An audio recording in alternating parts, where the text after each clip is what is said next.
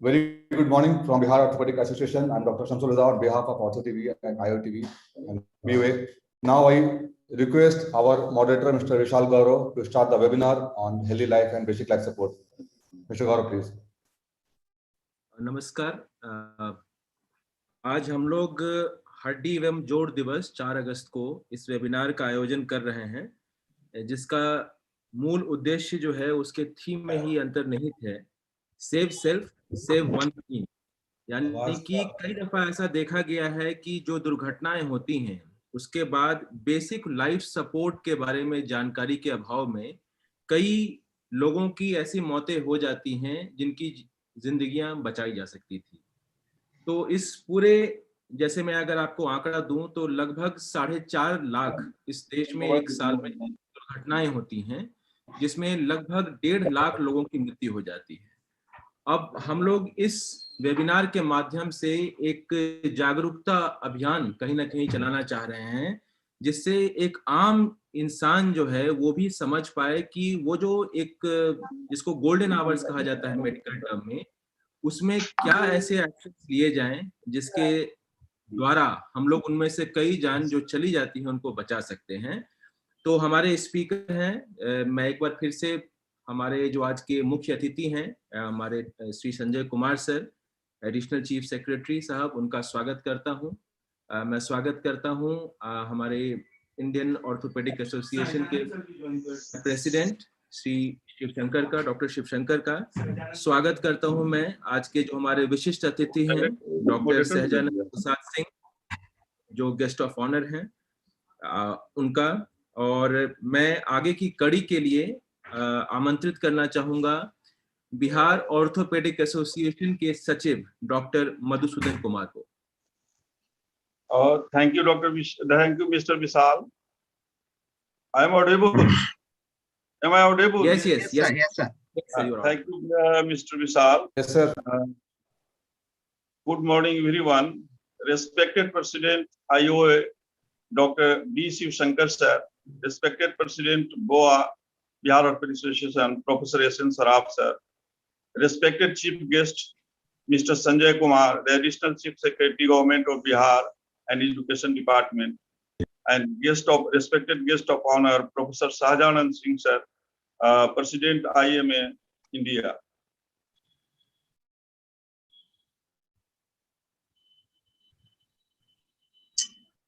आज का जो प्रोग्राम है वो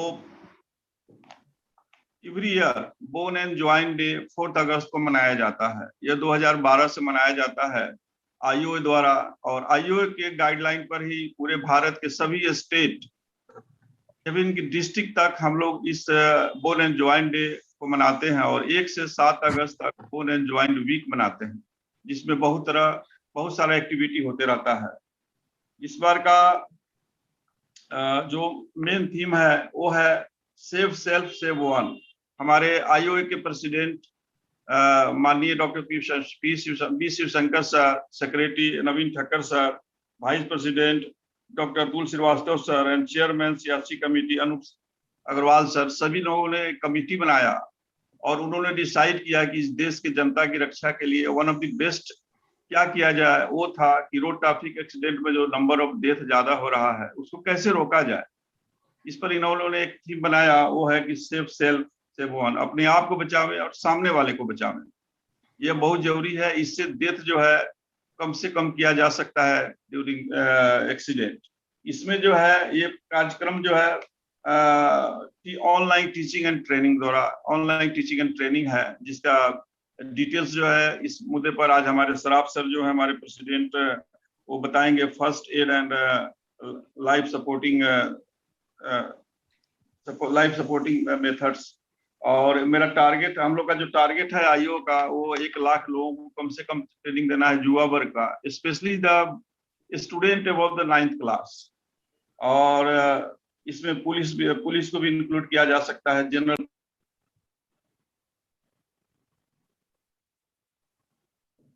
आईओए के अध्यक्ष महोदय एवं पूरा बीओ टीम को मैं इसके लिए बहुत बहुत बधाई देता हूं। और आज के इस कार्यक्रम में मैं आप सबों का हार्दिक अभिनंदन करता हूं, हार्दिक स्वागत करता हूं। और मैं मैं doctor professor S N Saraf sir जो हमारे बोआ के प्रेसिडेंट हैं उनसे आग्रह करूंगा कि कार्यक्रम शुरू के पहले कुछ शब्द बोलें। Good morning to you all. On behalf of Bihar Orthopedic Association, I welcome IOA President Dr. Shiv Shankar, our Chief Guest, Additional Chief Secretary Mr. Sanjay Kumar, IMA President Dr. Sahajanand, our Secretary Dr. Madhusudan, our young dynamic Director of Darbhanga Public School Mr. Vishal Gaurav.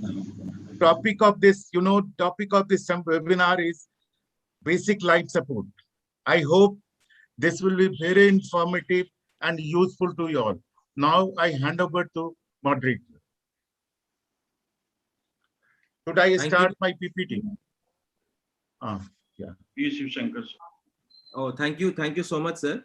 And मैं कार्यक्रम की अगली कड़ी में मैं आमंत्रित करना चाहूंगा हमारे आज के मुख्य अतिथि श्री संजय कुमार सर, जो कि एडिशनल चीफ सेक्रेटरी हैं एजुकेशन डिपार्टमेंट बिहार के और एक IAS ऑफिसर हैं, और जहां भी उन्होंने काम किया है उन्होंने एक अमिट छाप छोड़ी है, उनकी एक विरासत रही है, और हम सब आज सम्मानित हैं कि आज हमारे साथ सर शरीक हैं। Thank you so much sir. Sir, आपके उद्बोधन के लिए मैं आपसे गुजारिश करना चाहूंगा।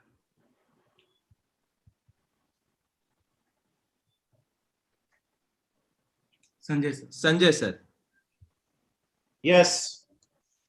Good morning to all of you. Dr. Shiv Shankar, who is joining us from, I think, Karnataka, Bengaluru. Dr. S.N. Saraf, who is the president of Bihar Orthopedic Association. Dr. Sahajanand, our colleagues who have joined this webinar from near and far. First of all, my greetings to all of you on the occasion of National Bone and Joint Day. And I am extremely happy to be here amongst you. And let me begin with a personal example, I think, which would convey the kind of thing which you are trying to address. I think in the year 2010, I remember I was traveling back from Mukama, and with me was the ex-chief secretary of Tamil Nadu, Mr. T.V. Antony. And while we were between Bar and Bakhtiarpur and Pathua, which is a stretch of road just outside Patna for people who may not be familiar with geography, our vehicle was hit by a truck from behind. And luckily, both of us, in fact, all of us survived without any injury. But then what happened was that after that, I tried calling the police. I tried calling some kind of an assistance from the police as well as from the health office. And mind you, I was in the health department at that particular time. I was looking after National Health Mission. And it took almost 2 hours for any kind of an help to arrive at that stretch of the road, which is part of the national highway. So later I was telling people, and I still keep telling people, that perhaps if something serious had happened to us, there would have been no option but to bleed to death, or, what you call the golden hour, that would have been lost. And I've been just looking at the figures, and I think it's sad, because we are the accident capital of the world. In India, the figures which you have given me, highest number of accidents take place, resulting in death. In the US also you have accidents, but that does not translate into the kind of death which we see here in India. And after us is China. And look at the figures. 1.51 lakh people died in the year 2019, and 69.3% of them are in the age group of 18 to 45. I mean, people who are in the working age group. So if actually, if one were to calculate the cost of treatment and the loss to the economy because of the death of people who are in that particular age group, the costs are incalculable. So I'm really happy for what is being attempted by the Orthopedic Association, that how do you make use of this golden hour, which is very limited, but if you can assist people in that not only you can save lives, you can save a lot of things and also cost to the economy. I'm sure that the experts would deliberate on these particular issues. In fact, last time Dr. Saraf had come to meet me and he mentioned it to me, and we immediately saw the relevance of it, that I have a large number of people who are going to school. And you mentioned in the initial talk that we will be we'll be training class 9, 10th, 11th, 12th onwards students.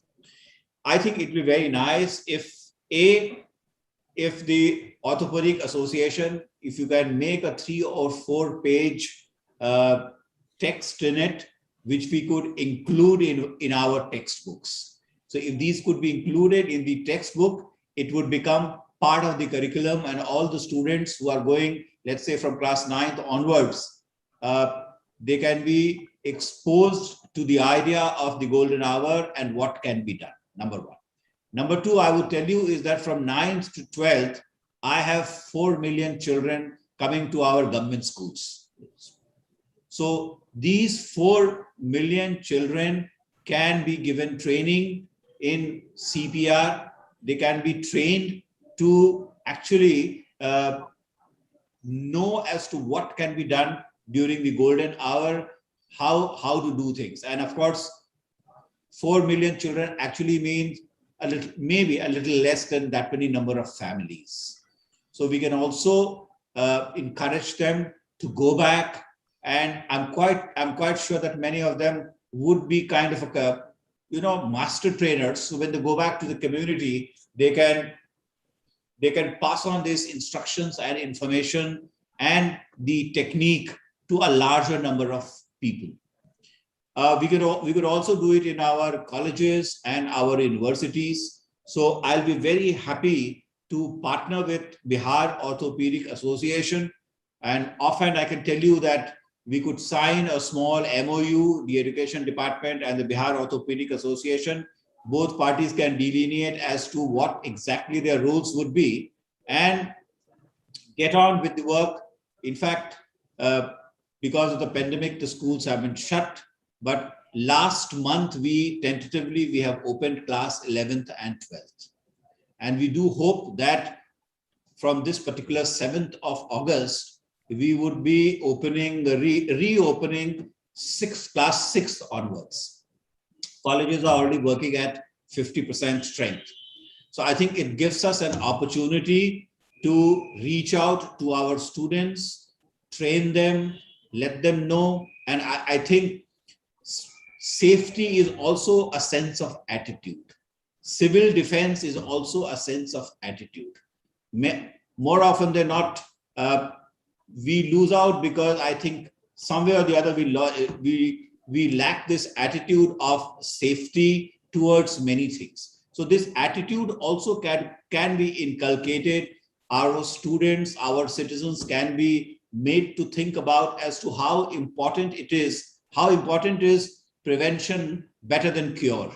So a lot of things can be prevented provided we have the expert knowledge.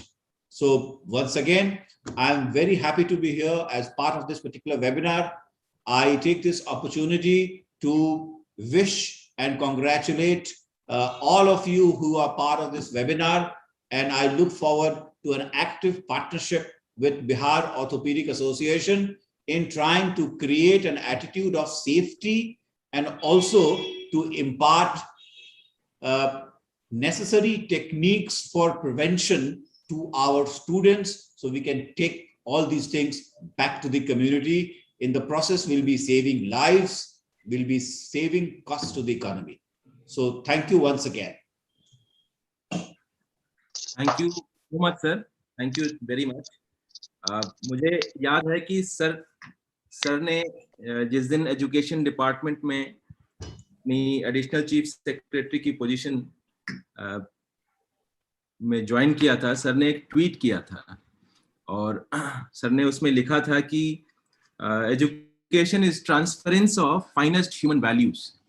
और आज जब sir ये attitude of safety and prevention की बात कर रहे थे, तो मैं उसी ट्वीट से सर के लिंक कर रहा था कि क्या ये भी एक ह्यूमन वैल्यू नहीं है कि जो हम लोग इस प्रिवेंशन की और इस सेफ्टी की एटीट्यूड की बात कर रहे हैं। और thank you so much sir, जो आपने सलाह दी है और जो आपने बताया है हमें, जो मार्गदर्शन दिया है आपने, ये 3 से 4 पेज के एक डॉक्यूमेंट का जो एक पार्ट ऑफ करिकुलम बनाया जा सकेगा पूरे बिहार में, जिसमें 40 लाख बच्चे हमारे इस एजुकेशन से जुड़े हैं, और डेफिनेटली इसका जो पूरा व्यापक असर होगा वो कहीं बहुत बड़ा हो सकता है। Thank you very much sir for joining us, and thank you very very much for giving us these directional guidelines. Thank you. My greetings to all of you. कार्यक्रम की अगली कड़ी में मैं इस्तकबाल करना चाहूंगा, मैं वेलकम करना चाहूंगा आज के हमारे guest of honour doctor Sahajanand Prasad Singh साहब का, जो कि इंडियन मेडिकल एसोसिएशन के प्रेसिडेंट इलेक्ट भी हैं और एक बहुत ही जाने माने डॉक्टर हैं। सर, आपके उद्बोधन के लिए मैं आपसे गुजारिश करूंगा कि आप कृपया मेन फ्रेम पर आएं।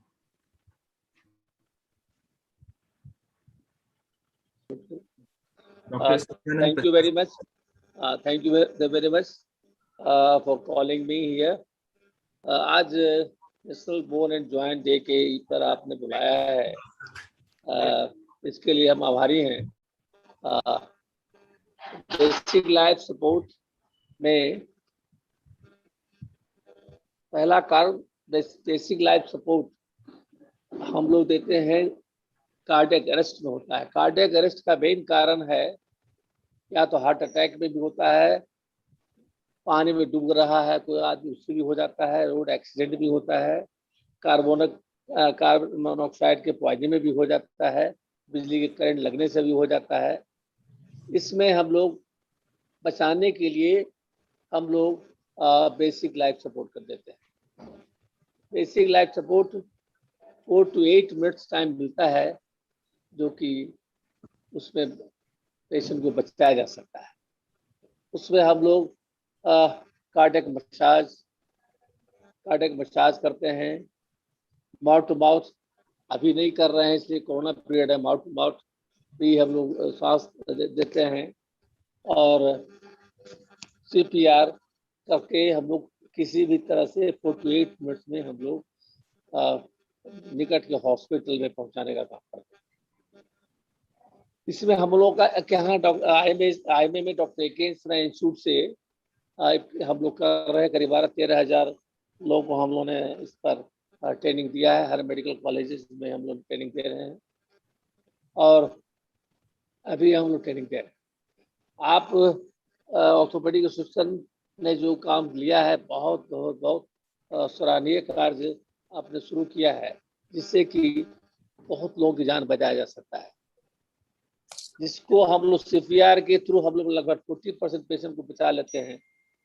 और आजकल जो डिफिब्रिलेट आता है के मशीन के थ्रू हम 72% पेशेंट को हम लोग बचा सकते हैं। हम लोग का नेशनल मेडिकल कमीशन जिसके हम मेंबर भी हैं, उसमें यह कंपलसरी कर दिया है कि फर्स्ट सेकेंड MBBS में आपको 2-3 महीने की ट्रेनिंग आपको लेना पड़ेगा CPR वगैरह का, जिसके चलते पेशेंट बचाया जा सकता है। तो इसमें बेसिक लाइफ सपोर्ट पे जो आपने कहा है और आप अभी जो कर रहे हैं, इसके लिए हम लोग आपके साथ हैं और बहुत अच्छा काम आप शुरू किया है। और स्कूल पे 9 to जिसका सम्माननीय संजय जी बता रहे थे कि हम लोग स्कूल में भी इस पर कंपलसरी करने जा रहे हैं, इससे काफ़ी इम्प्रूवमेंट होगा। और मेडिकल कॉलेजेज में तो शुरू होना ही है, इसलिए मैंडेटरी हो गया। हम लोग के ये सिलेबस में दे दिया गया है कि फर्स्ट से सेकेंड ईयर में हम लोग को ट्रेनिंग देना है। कोई जरूरी नहीं है कि इसका ट्रेनिंग डॉक्टर ही ले, कोई भी ले सकता है, कोई लेबर भी सीख सकता है, कोई ड्राइवर भी है, घर में भी यदि अपने फैमिली में भी इसका ट्रेनिंग दे सकते हैं। इससे होता क्या है कि किसी परिवार में एक आदमी को प्रॉब्लम हुआ, दूसरे परिवार यदि लोग जानता है कि काम कैसे बचाया जा सकता है, तो उसको हॉस्पिटल तक कार्डियक मसाज करते हुए कुछ सांस में माउथ देते हुए उसको लोग हॉस्पिटल तक पहुंचा सकते हैं, जिससे पेशेंट का जान बच सकता है। तो प्रक्रिया बहुत अच्छी है और इसको ठीक से सीरियसली करने की जरूरत है, और इसे करने से बहुत इसको लाभ होगा और जनहित में बहुत अच्छा काम होगा।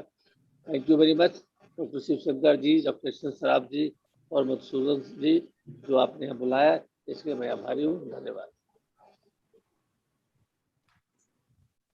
मेनी थैंक्स सर, बहुत बहुत शुक्रिया आपका।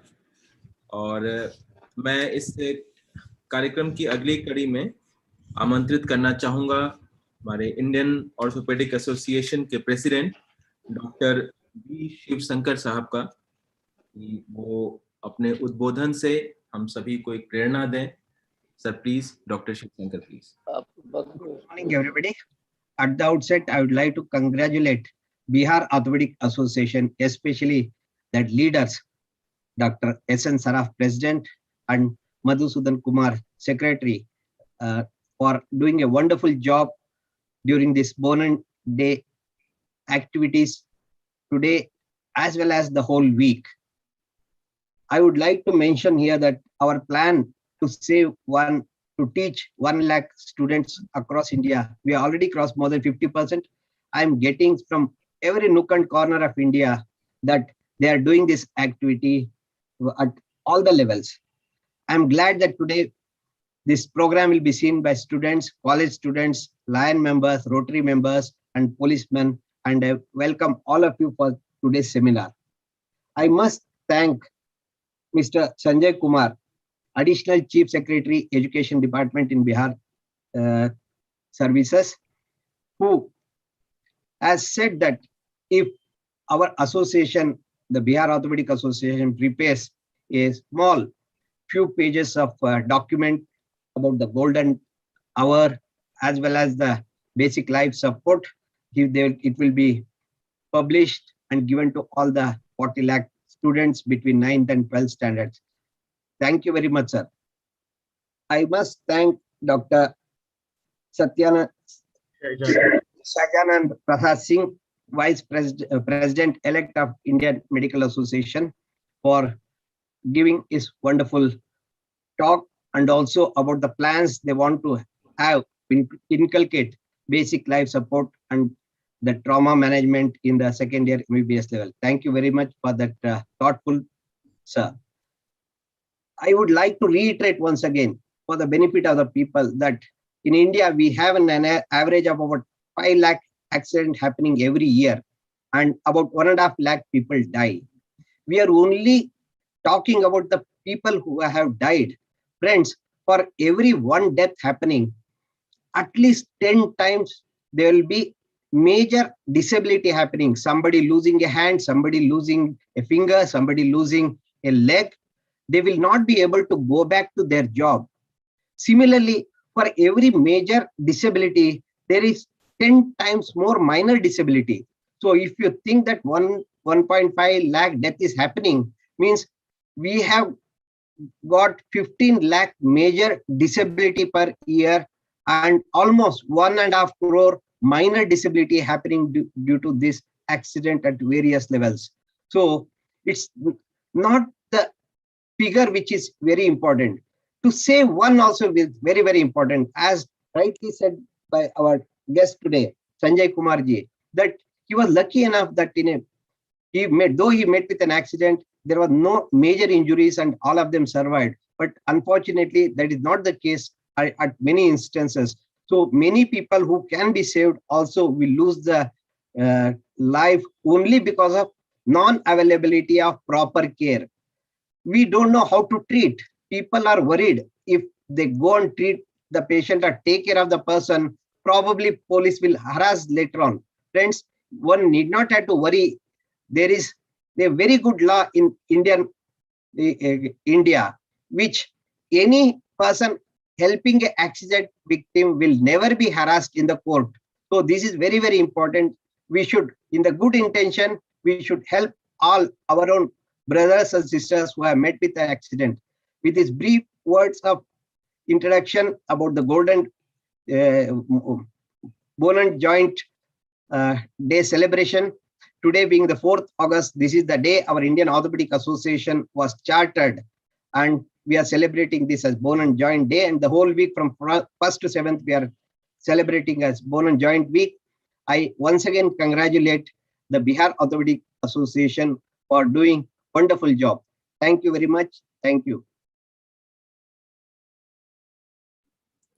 Thank you very much. It has been an honor to have you here, and it has been an honor to listen from you, your perspective. और इस कार्यक्रम की कड़ी में मैं आमंत्रित करना चाहूँगा आज के हमारे मुख्य वक्ता और जो इस पूरे कार्यक्रम के सूत्रधार रहे हैं, बिहार ऑर्थोपेडिक एसोसिएशन के प्रेसिडेंट डॉक्टर एस.एन. सराफ साहब। कृपया जो भी हमारे ऑडियंस हैं जो कि अलग अलग चैनल से हमारे साथ जुड़ी हुई है इस जूम के अलावा, जो हमारी ऑर्थो टीवी है, यूट्यूब चैनल है, जो हमारे सोशल मीडिया लिंक्स हैं, उसमें जो सैकड़ों हजारों लोग हमें देख रहे हैं, वो बहुत आतुर हैं आपसे सुनने के लिए इस पूरे थीम के बारे में। सर प्लीज, डॉक्टर सराफ साहब। Am I audible? आवाज जा रही है मेरी? जी सर। आवाज मेरी जा रही है? जी सर, बिल्कुल क्लियर। ठीक है, आवाज आ रही है सर? हाँ हाँ, अब शेयर कर रहा हूँ screen. Just wait.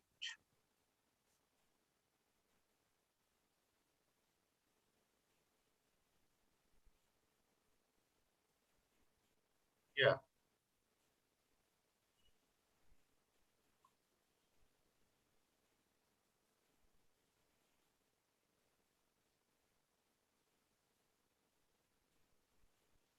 Just wait.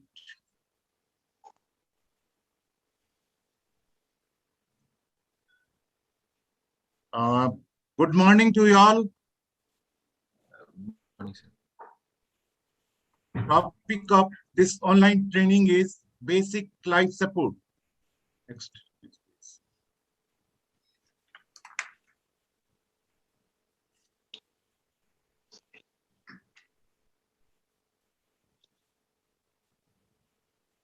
Yeah.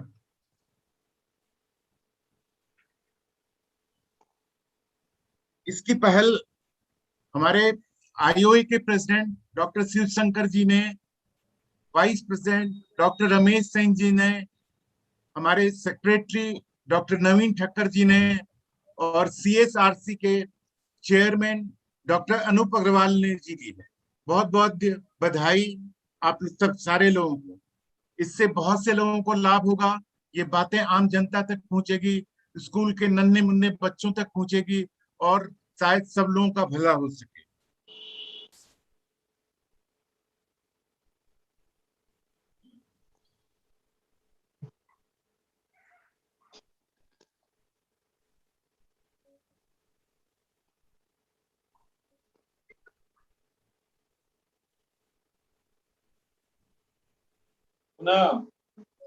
एक म्यूजिकल वीडियो है जो 2 लाइन में सुनाना चाहूंगा।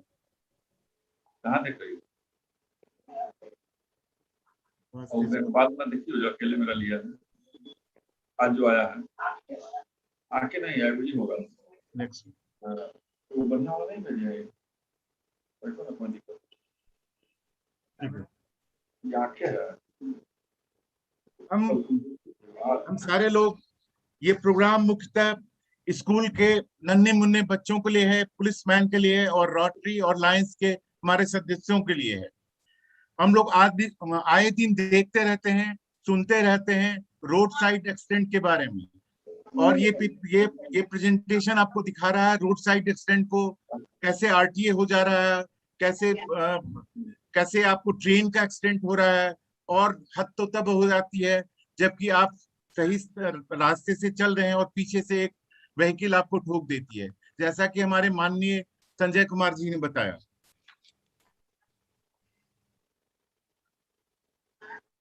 हमारा थीम है safe self save one. Save one में कोई भी हो सकता है। It may be your friend, relative, unknown person and who is in life threatening situation. Suppose if a patient is lying, person is lying on the road, immediate medical help may not be available, then what should you do? Your action may save the life of person before medical help arrives. So our mission is 1 lakh life to prepare 1 lakh savior.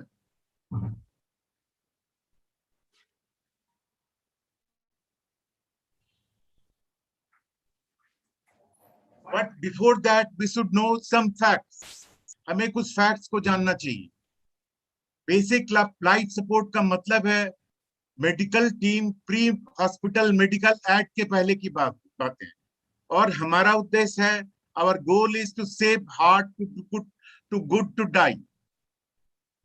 और इसके साथ हमें यह भी जानना जरूरी है कि क्लिनिकल डेथ और बायोलॉजिकल डेथ का क्या मतलब होता है। क्लिनिकल डेथ का मतलब हुआ जब आपकी सांसें रुक गई मरीज की और उसका हार्ट रुक गया तो हम समझ लेते हैं कि इसकी मौत हो गई। लेकिन बायोलॉजिकल डेथ का मतलब होता है जब आपका ब्रेन का डेथ हो गया। क्लिनिकल और डेथ और बायोलॉजिकल डेथ में 3 से 5 मिनट का गैप होता है और उस बीच में जब ऑक्सीजनेटेड ब्लड का सप्लाई होता है तो आप मौत से बच सकते हैं।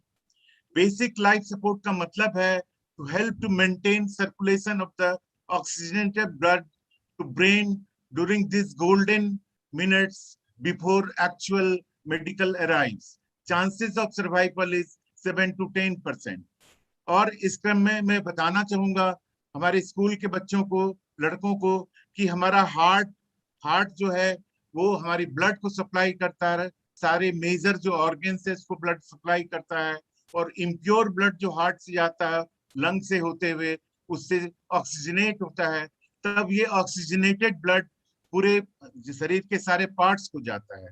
तो सपोज अगर आपका एक्सीडेंट हो जाता है और एक्सीडेंट होने के बाद आपकी सांसें रुक जाएं और आपका हार्ट रुक जाए, जो विक्टिम है उसका रुक जाए, तो फिर 4 से 5 मिनट ही हमारे पास गोल्डन मिनट्स हैं जिसमें कि हम उसकी मदद कर सकते हैं ताकि ऑक्सीजनेटेड ब्लड आपके ब्रेन तक जा सके।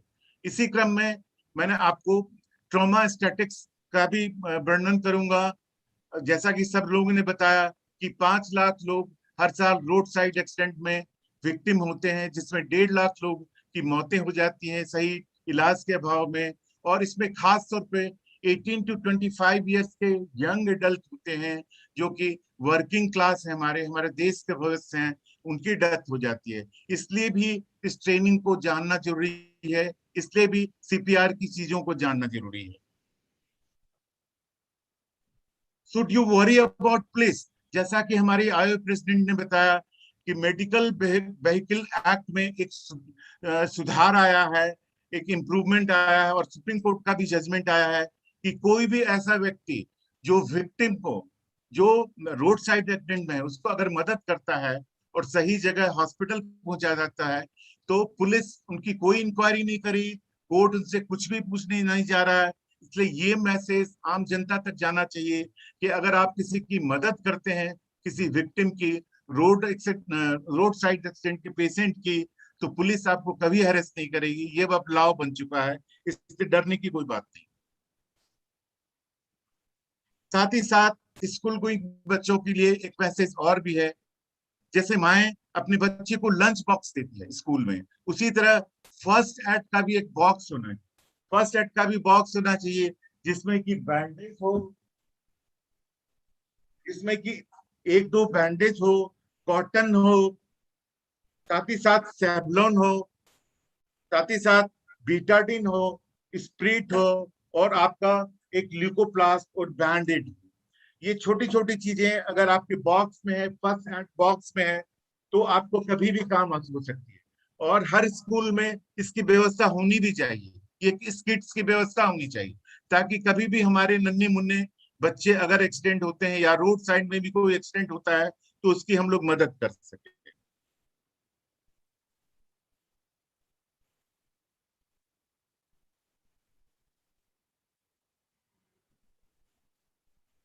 और इस पूरे ट्रेनिंग का what is to be learned, there is a chain of survival. First call the helping person, like you call ambulance, then we'll do CPR, then we'll talk about early defibrillation, then we'll talk about post rehabilitation, post resuscitation. Now first you have to do the check your safety and safety of your patient. Always make sure that area is safe. जहां accident हुआ है, अब कभी कभी बीच सड़क पे accident हो जाता है और उस टाइम में गाड़ियां आती जाती हैं, बड़ी सी भीड़ लग जाती है, तो सबसे पहले आपके पेशेंट को एक सेफ प्लेस पे ले जाना है ताकि आप उसकी मदद कर सकें। और उसके बाद उसके रिस्पॉन्स को देखना है। रिस्पॉन्स में आप उस मरीज का आप नाम पूछेंगे, आप पूछेंगे आर यू ऑल राइट, क्या आप ठीक हैं, आंखें खोलो, जीभ दिखाओ। और अगर हेल्प की उसे जरूरत है, अगर इफ ही नॉट रिस्पॉन्सिंग, अगर वो रिस्पॉन्स नहीं कर रहा है, we should help him by calling ambulance and we should put him in a recovery position. If not responding, put him in recovery. What is the recovery position? Recovery position में है कि आप उसको side में turn कर दें, उसके एक पांव को नी को बैंड कर दें, एक हाथ को मोड़ लें और अपनी तरफ कर लें, ताकि आप असेसमेंट कर सकते हैं, उसके रेस्पिरेशन के, उसके पल्स को देख सकते हैं। If patient is not responding, not breathing, call emergency services like 112 or start CPR. दो तीन बातें हैं CPR में। CPR का फुल फॉर्म होता है कार्डियो पल्मोनरी रिसस्टेशन। कार्डियक का मतलब हार्ट, पल्मोनरी का मतलब लंग्स, यानी हार्ट और लंग से जुड़ी हुई जो भी बातें हैं उसमें आपको एक्टिव करना उन चीजों को। If you may not be strong or confident enough to do CPR on a casualty, that is okay. You can tell someone else what they need to do. It is important to us understand that sometimes even CPR cannot save somebody. These are the things you should know. Anything you can do to help the patient, even just calling someone else to help, could be life-saving. Never do CPR on someone if they are responsive and breathing normally. मतलब कि अगर कोई patient जो आपका response कर रहा है, नाम बता रहा है, अपना एड्रेस बता रहा है और ब्रीदिंग उसकी नॉर्मली है, तो सीपीआर नहीं करना है। इसका मतलब पेशेंट आपका ठीक है, आपको उसे भेजने की, हॉस्पिटल में भेजने की व्यवस्था करनी है। Am I audible? Madhusudan, am I audible? Yes, sir. Yes, sir. Audible हूं मैं, right? ठीक है। स्टेप नंबर 3, सीपीआर में एक वर्ड होता है कैप।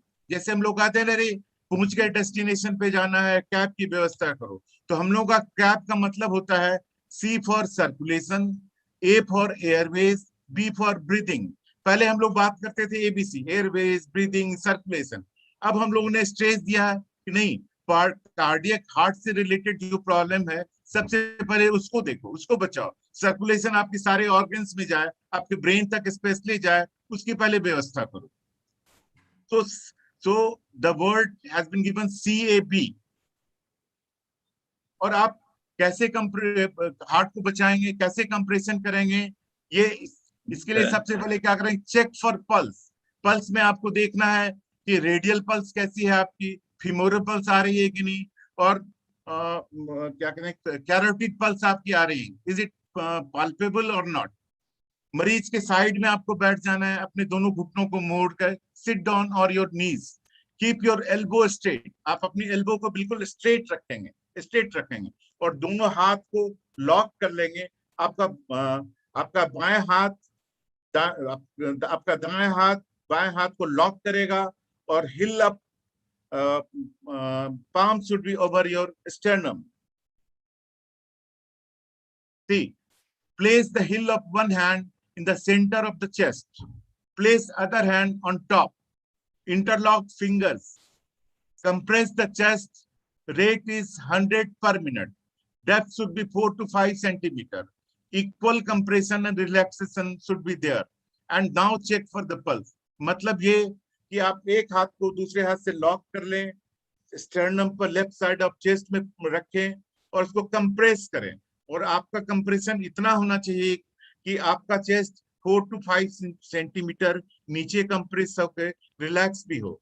और जब आप ये कंप्रेशन 100 पर मिनट की दर से करते हैं तो आपको उसके बाद पल्स को देखना चाहिए कि पल्स आई कि नहीं। और इसके बाद आपको एयरवेज के बारे में देखना। लगा कि अब पल्स आ गई है तो आपको एयरवेज का भी केयर लेना है।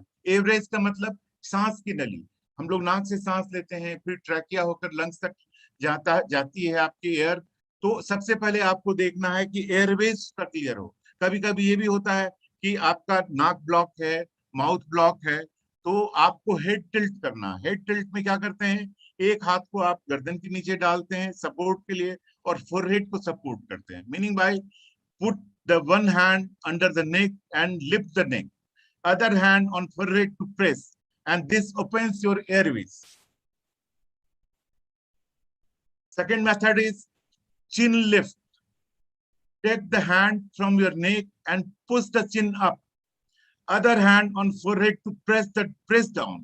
This put tongue away from airways. कभी-कभी क्या होता है, टंग फॉल के चलते हमारा एयरवेज ब्लॉक हो जाता है और एयर नाक से या आपकी ट्रैकिया में नहीं जा पाती। इसके लिए दोनों मेथड है, हेड टिल्ट और चिन लिफ्ट।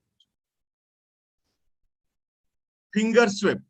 कभी कभी क्या होता है कि बहुत सा कलेक्शन वोमिटस आपके माउथ में आ जाता है जिसके चलते आपका एयरवेज ब्लॉक है।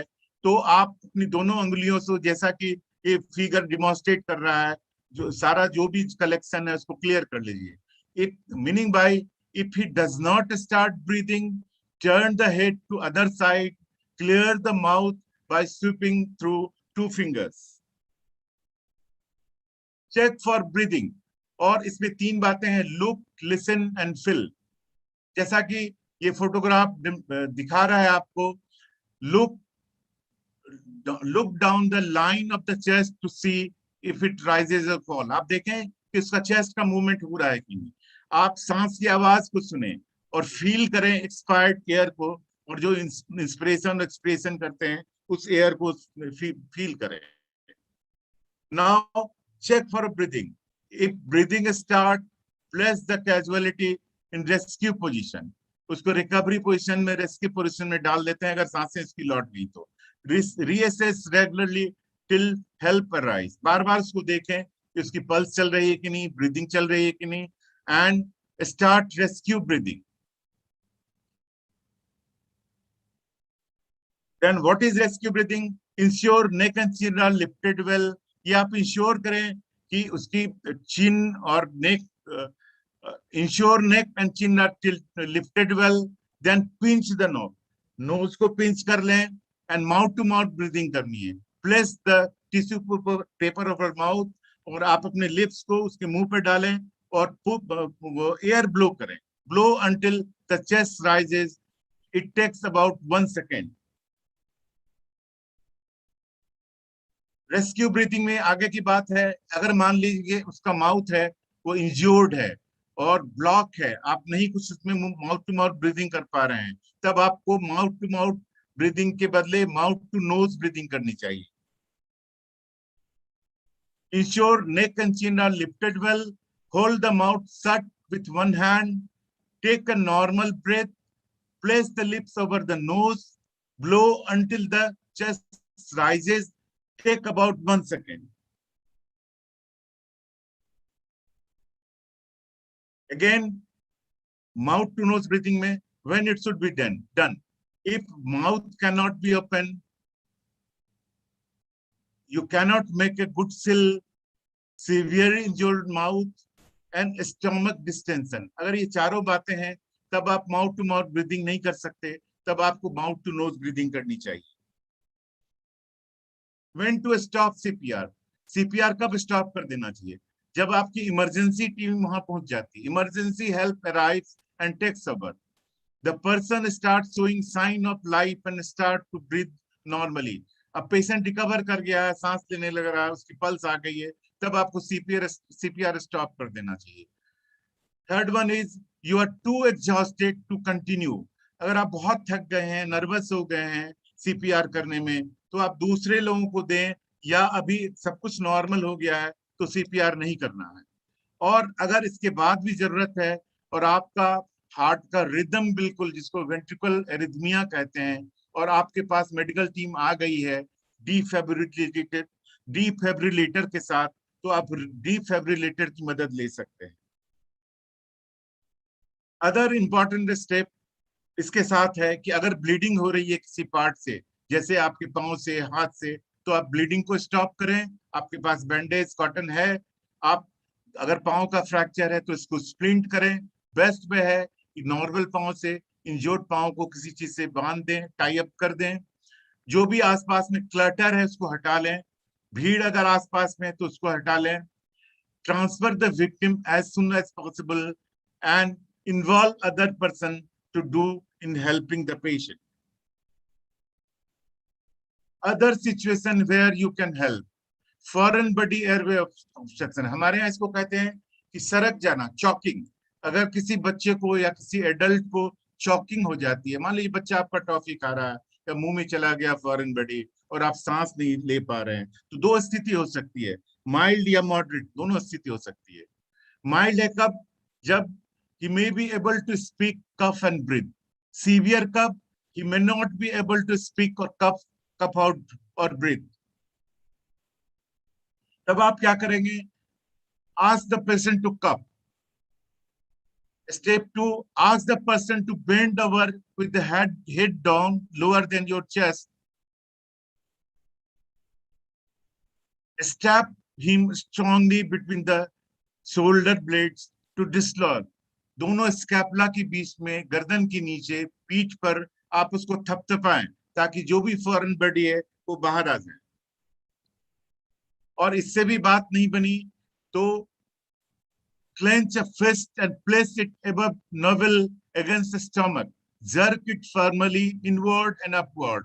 आप अपनी दोनों मुट्ठियों को बांध लें स्टर्नम के नीचे और अम्बलाइकस के ऊपर, जोर से अपवर्ड पुश करें और झुक जाएं, शायद वो फॉरेन बॉडी बाहर आ जाए। और इससे भी काम नहीं चला तो चेयर के बैक में जाएं, झुक जाएं और अपवर्ड और डाउनवर्ड मूव करें। इससे आपका जो भी फॉरेन बॉडी है बाहर आ जाएगा। एब्डोमिनल थ्रस्ट, अगर इससे भी बात नहीं चली तो एक मैनूवर है, एक अटेंडेंट या कोई जो हेल्पिंग पर्सन है आपके एब्डोमेन के चारों तरफ मुट्ठी से पुश करेगा, जिसके चलते और 3-4 बार मरीज को कहेगा खांसने के लिए, तो इससे जो भी फॉरेन बॉडी है वो बाहर आ सकता है। This photograph shows the defibrillator, जिसका कि यूज अगर कार्डियक या वेंट्रिकल एरिथमिया होता है तो आपके जो स्पेशलिस्ट, जो helping team, advance helping team आएगी, वो आपको मदद करेगी। तो फिर हम लोग शुरू करें, ये रिकैप जैसे सीरियल्स में होता है वो रिकैप हम लोग करें। क्या क्या रिकैप में है? Safety, response and help step 1 में। स्टेप 2 में if breathing, place the casualty in rescue position. Reassess regularly till help arrives. Number 2, if not breathing, call emergency services. Step 3, start CPR. CAB. First cardiac massage, then airways, then breathings.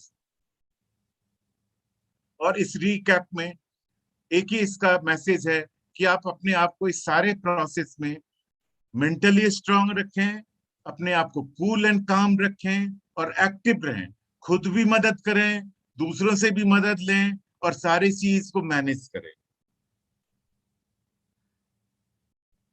और फिर हमारा next topic है how to keep bones healthy and strong. ये आम लोगों के लिए है, स्कूली बच्चों के लिए है, पुलिस वालों के लिए है कि कैसे अपने बोन को स्ट्रांग रखें। कुछ सिंपल टिप्स है जो हर आदमी जानता है। रेगुलर एक्सरसाइज आपको करना चाहिए। इस एक्सरसाइज में एरोबिक और नॉन एरोबिक भी हो सकता है। सूर्य नमस्कार is the best, I recommend. आपकी आउटडोर एक्टिविटीज काफी होनी चाहिए बच्चों की, क्योंकि कोरोना टाइम में बच्चे घर से निकल नहीं रहे हैं, जिसके चलते वो काफी डिप्रेस्ड हैं, उनकी आउटडोर एक्टिविटीज काफी कम हो गई है, जिसके चलते कि कैल्शियम का लॉस हो रहा है, मसल स्ट्रेंथ घट रही है। तो आउटडोर एक्टिविटीज आपकी ज्यादा होनी चाहिए। सनलाइट एक्सपोजर, सनलाइट एक्सपोजर से हमें विटामिन डी मिलता है, जो कि कैल्शियम के एब्जॉर्प्शन में हेल्प करता है। You should have balanced diet. Balance diet का मतलब है आपकी डाइट में प्रॉपर अमाउंट में प्रोटीन होना चाहिए, सारे मिनरल्स होना चाहिए, न्यूट्रिएंट्स होने चाहिए, लाइक कैल्शियम प्रॉपर अमाउंट में हो, विटामिन डी, सी, बी, ई और के होना चाहिए, ठीक है। और डिफरेंट चीजों में है जिसके बारे में बताऊंगा कि किसमें कैल्शियम है, किसमें विटामिन डी है, किसमें विटामिन के है। अवॉइड अल्कोहल, अल्कोहल अवॉइड होना चाहिए। स्मोकिंग बिल्कुल अवॉइड किया जाना चाहिए, क्योंकि हम लोग आजकल जो भी केसेस को देखते हैं, ये हाई रिस्क फैक्टर है किसी भी सर्जरी के लिए। आपकी खून की नलियां इसमें सिकुड़ जाती हैं। Junk food should be avoided. और 8 natural ways to build healthy bones. Number 1, eat lots of vegetable, green, especially green vegetables. Perform strength training and weight bearing exercises. Consume enough protein. Number 4, eat high calcium foods throughout the day. Number 5, get plenty of vitamin D and vitamin K. 6, avoid very low calorie diets. 7, consider taking collagen supplements. 8th, maintain a stable healthy weight. There should not be obesity. और फिर से मैं चाहूंगा कि इस संगीत में musical video को आप देखें, जो कि सारे वेबिनार का सारांश है, सार है। आवाज बढ़ा दो।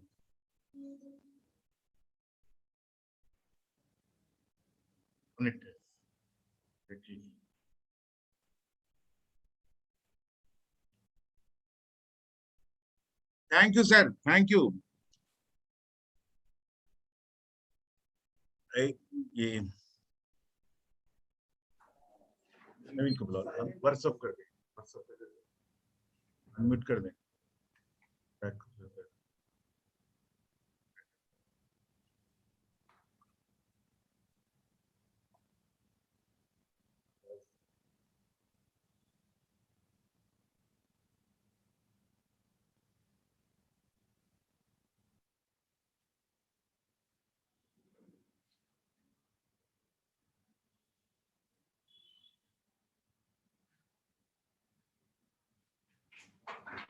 आप मॉडरेट कर दीजिए।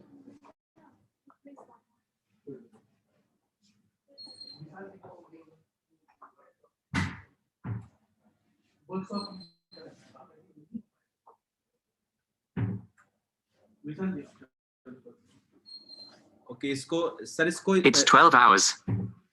इसका स्क्रीन शेयरिंग सर ऑफ कर सकते हैं आप?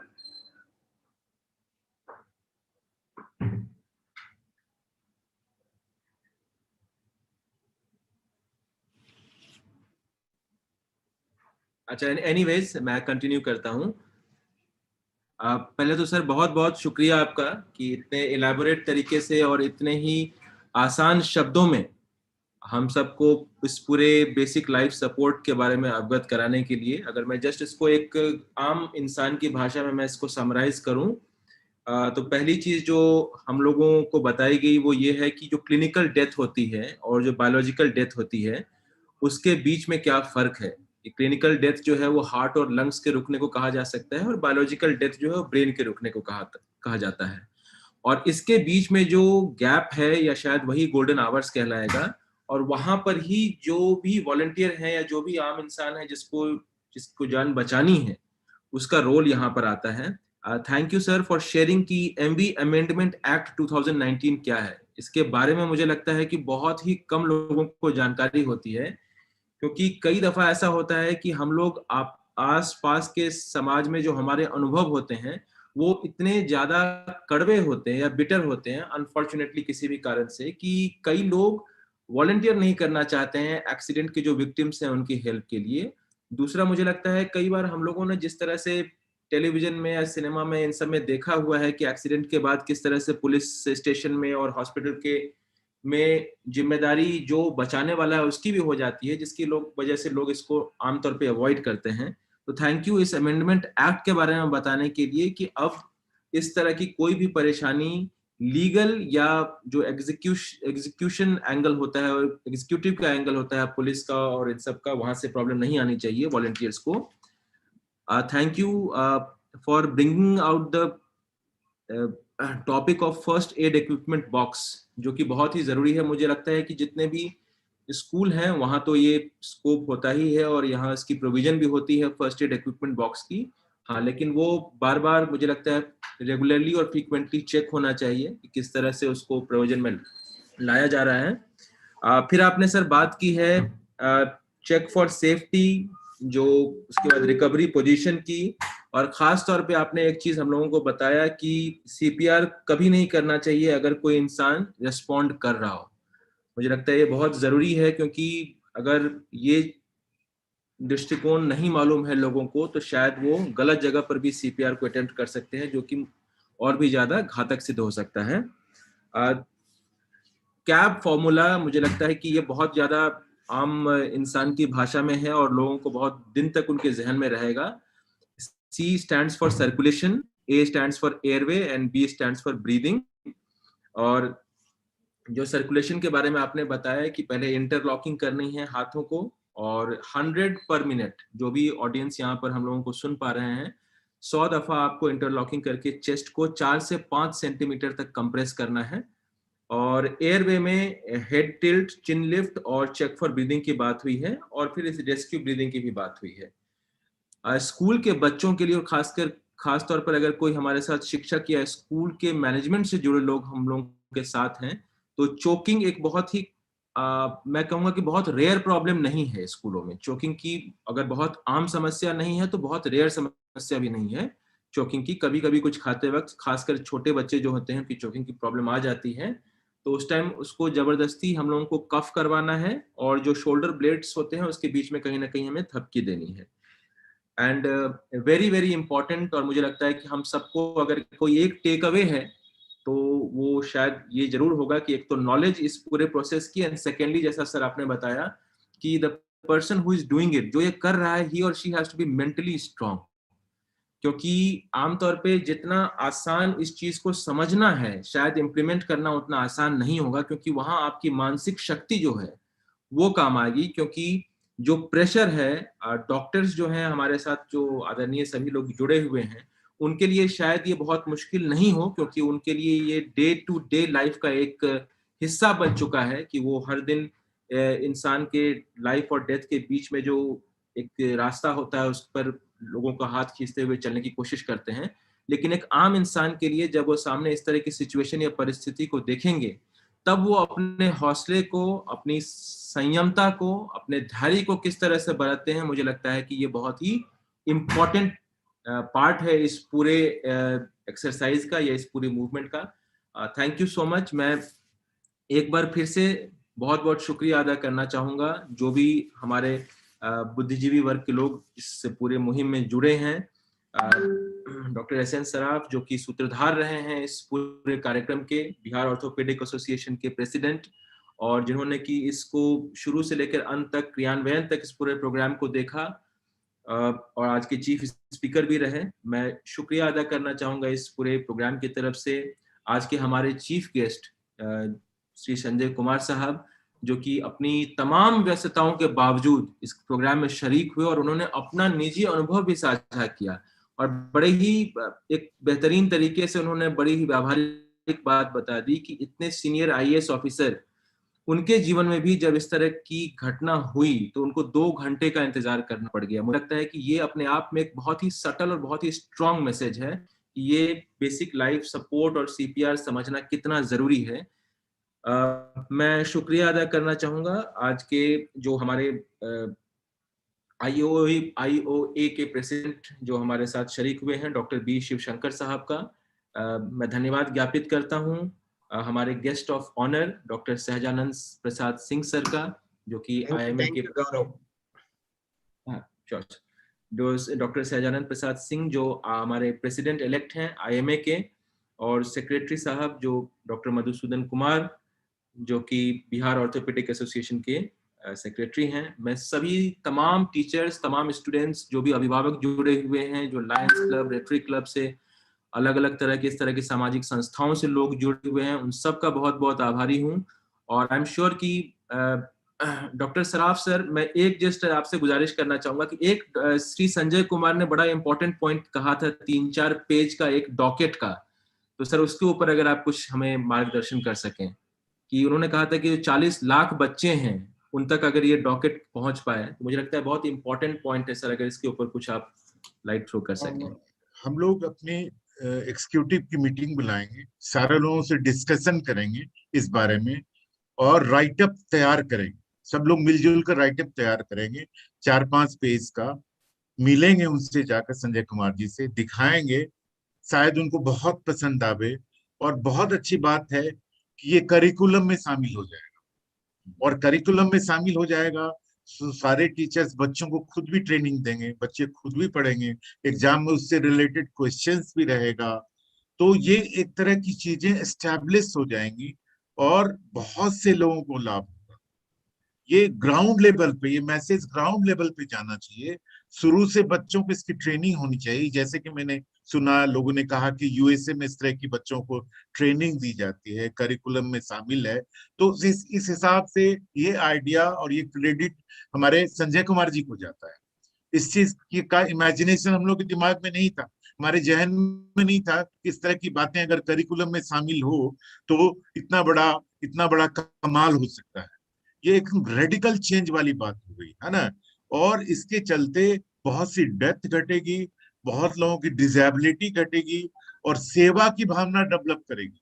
यंग जनरेशन में अगर इस तरह की बातें दिमाग में फिट कर दी जाए कि आपको दूसरों की मदद करनी है, तो एक कैरेक्टर डेवलप करता है, ह्यूमन कैरेक्टर जो डेवलप करता है कि हेल्पिंग होना चाहिए आदमी को। वो नहीं तो अभी तक तो यही होता है, रोड भी कोई एक्सीडेंट कर गया, गाड़ियां गुजर जाती है, लोग गुजर जाते हैं और कराता हुआ मरीज मर जाता है, कोई हेल्प नहीं करता, कोई नहीं उठाना चाहता, हर आदमी डरता है, अरे हमको कुछ नहीं हो जाए, भागता है, वहां से भीड़ जमा हो जाएगी, हेल्प कोई नहीं करता है। तो बच्चों में इस तरह की भावना, इस तरह का इमोशन, इस तरह की ट्रेनिंग अगर डेवलप की जाएगी, जो कि आपके करिकुलम से है, जो कि आपके कोर्स में रहेगा और आप टीचर्स उनको समझाएंगे, तो बहुत बड़ा रेडिकल चेंज आने वाला है। और ये सारा क्रेडिट हमारे चीफ सेक्रेटरी संजय कुमार जी को जाता है। हम लोग और हमारे शिवशंकर साहब हैं, उन्होंने उसके जन्मदाता इस थीम के हमारे शिवशंकर साहब हैं, उन्होंने ये आइडिया दिया, तब इस मुहिम को हम लोग आगे बढ़ा पा रहे हैं और ये चीजें एस्टैब्लिश हो जाएंगी। मैं चाहूंगा कि हमारे आयोग के प्रेसिडेंट शिवशंकर साहब इस पे कुछ कमेंट करें, आग्रह आप भी कर दें। नहीं, डेफिनेटली आपने जो बताए वो बहुत अच्छा है बताए। This is we have to really train our students and people, the citizens of India, because रास्ते में एक्सीडेंट होने के बाद भाग जाने वाले बहुत लोग रहते हैं। इवन एक्सीडेंट करने वाला आदमी भी भाग जाता है क्योंकि वो उसको भीड़ पकड़ के मारते, इस डर से वो भाग जाते हैं। एक्चुअली एक्सीडेंट होने के बाद भी if the person helps the victim, court will take that into cognizance and उनका जो फाइन रहता है या व्हाटएवर जुर्माना रहता है वो सब कम कर देते हैं। So court also helps. Actually unfortunate that हमारे इंडिया में जो भी होता है, अनफॉर्चुनेटली एक्सीडेंट होने के बाद बड़ा गाड़ी किसका है उसी का गलत समझ लेते हैं, कार वाले आदमी को मार देते, जो स्कूटर वाले भी गाड़ी बराबर नहीं चलाते, सडनली किधर से आके कट मार के जाते हैं। तो we have to improve the traffic sense as well as we had to improve the humanitarian mind of the people, then only this is going to work. और एक चीज मैं बताऊंगा, गाड़ी में आप जब भी ट्रैवल करते रहते हैं, राइट इंडिकेटर तब भी लगाने का आपको जब राइट जाने का है। आगे जाओ बोल के सिग्नल देने के लिए कभी भी राइट नहीं लगाने का, क्योंकि आप आगे जाने के लिए आप सिग्नल दे रहे हैं या राइट करने के लिए सिग्नल दे रहे हैं, सबको कंफ्यूजन हो जाता है। This is another reason why the accident happens. I don't know how much happens in Bihar, but Maharashtra में जब भी लोग पीछे से कोई गाड़ी हॉर्न मारता है तो राइट इंडिकेटर लगाते हैं, वो आगे जाने के लिए सिग्नल देते वो, बट वो कभी कभी ऐसा भी हो जाता है कि राइट साइड भी मुड़ जाते हैं, उससे एक्सीडेंट होता है। So traffic sense is very very important. आपको आगे जाने के लिए किसी को बोलने का है तो लेफ्ट साइड इंडिकेटर लगाओ, आप लेफ्ट जा रहे हैं या लेफ्ट साइड टर्न कर रहे बोल के वो राइट साइड से ओवरटेक करके जा सकते हैं। अनफॉर्चुनेट दैट हमारे traffic sense of our own people is very very poor. We don't stop short of the zebra crossing. Zebra crossing के ऊपर ही सिग्नल लाल है तो zebra crossing के ऊपर आके खड़े हो जाते हैं। ये सब this has to be inbuilt. आपके खुद के अंदर से ये सब आना चाहिए, especially when you are student, it has to be taught properly. I think Bihar Orthopedic Association, when you have such a wonderful Chief Secretary in the Education Department like Sanjay Kumar, who is having so much knowledge about everything and is ready to cooperate and have a MOU with you all. What else you require? I think you should go ahead and do this activity as early as possible. Thank you very much. Thank you. Thank you so much, sir. It is always a privilege and honor to have you and to listen to you. और आगे कार्यक्रम को बढ़ाते हुए मैं इस पूरे कार्यक्रम को समराइज करने के लिए और अपने आखिरी कंक्लूडिंग रिमार्क्स देने के लिए मैं आमंत्रित करना चाहूंगा हमारे बिहार ऑर्थोपेडिक एसोसिएशन के सचिव डॉक्टर मधुसूदन साहब को। Sir please.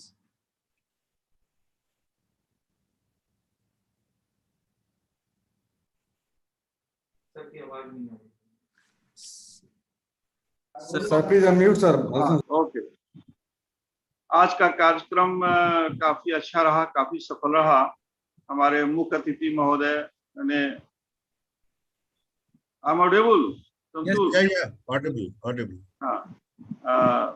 आज के माननीय अध्यक्ष महोदय आईओए, माननीय अध्यक्ष महोदय ईओए, माननीय additional chief secretary education Bihar and माननीय IMA president Shahjanand Singh sir और सभी ऑडियंस, सभी डिस्ट्रिक्ट कोऑर्डिनेटर्स और सभी चैनल वाले भाइयों बहनों जो इसमें आज उपस्थित हैं और इस माध्यम से पूरे भारत को इस चीज को बताया जा रहा है। आज का कार्यक्रम काफी अच्छा रहा और हमारे अध्यक्ष महोदय का जो टीचिंग था, online teaching and training about the first aid and life supporting treatment, इसमें अब सबसे जरूरत है कि अपने आप को जागरूक होना। ट्रीटमेंट तो हम लोग जैसे चीफ सेक्रेटरी महोदय ने कहा, एडिशनल चीफ सेक्रेटरी महोदय ने कि 4 मिलियन बच्चों को ट्रेनिंग दिया जाएगा।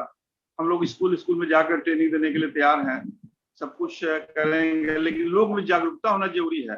कोई आदमी का एक्सीडेंट हुआ, उसको अस्पताल तक ले जाना, ये जैसे अभी ने गौरव जी ने कहा कि अस्पताल तक ले जाना, ये जो भय है लोगों में, इस भय को समाप्त करना होगा।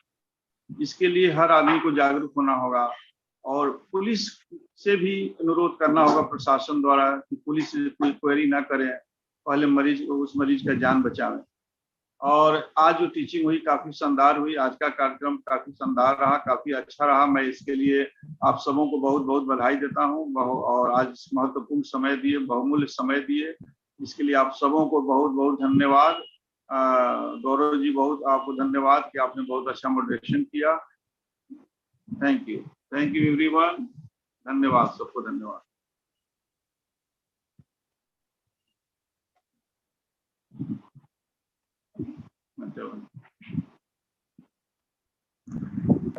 गौरव जी आप बताएं। Okay, sir. Thank you, sir. Shall I end the live stream, sir?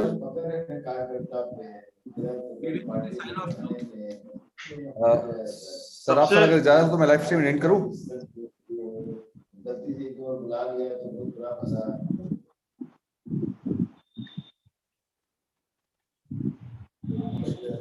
Sir, I need the permission to end the live stream.